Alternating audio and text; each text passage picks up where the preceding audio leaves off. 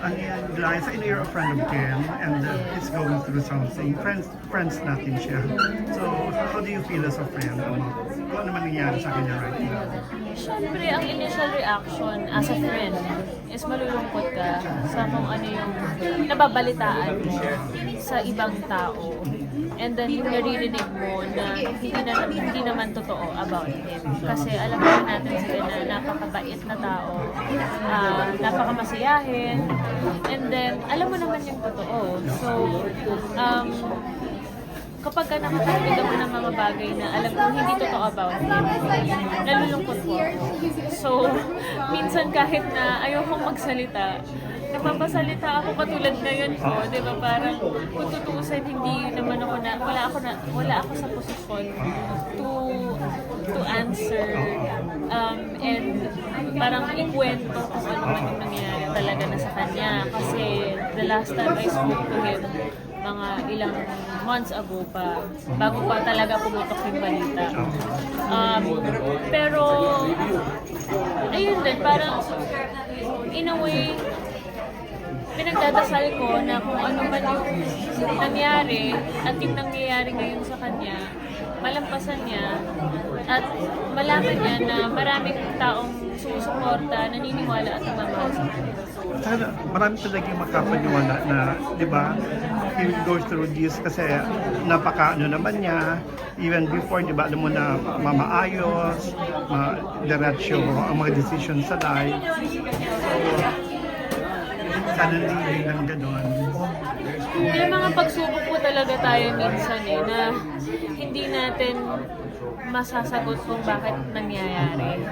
And I think personal yung challenge yun at personal yung haharapin yun in time. Pero ngayon dahil naglabas na nga siya ng statement, I think he's slowly getting ready to defend himself and to speak up for himself na baka dati hindi niya nagagawa. And ngayon na nangyari to, mas yakapin na yung boses niya at yung kung ano mang nangyari sa kanya para mas ikatatag niya. Saka yung faith, di ba? It's also a challenge of faith. Yes, yun nga yung huli namin pag-uusap dito. Sabi ko, nandun si Lord. Wala namang pagsubok na hindi mo malalampasan. Lalo-lalo na kung kasama mo si Lord.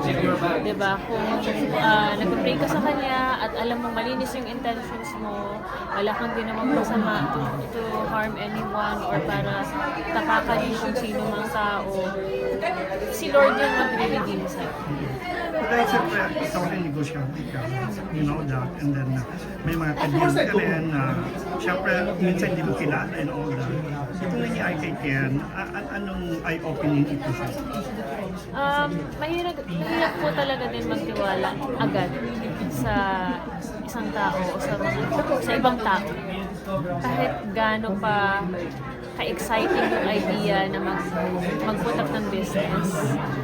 Kasi syempre sa akin din, kahit sino naman siguro nangyari na hindi nagkasundo or na-betray or na-take advantage, diba?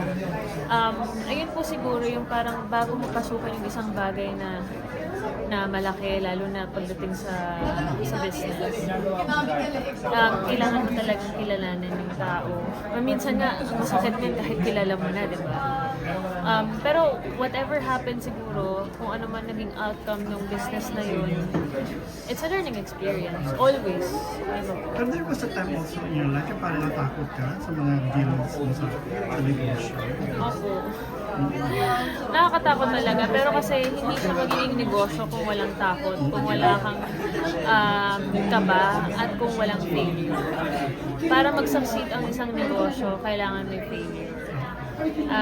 Hindi naman tayo parang isang beses mo na investment or isang beses kang pumasok, successful na kaagad, di ba? Meron siguro, and good for them, pero marami na sa business, talaga, kasama yung failure. At parte yun ng success story ng isang tao at ng isang business. One last message for Ken. Also my last question for you. there's a message you want to convey kay Jen right now, what would it be?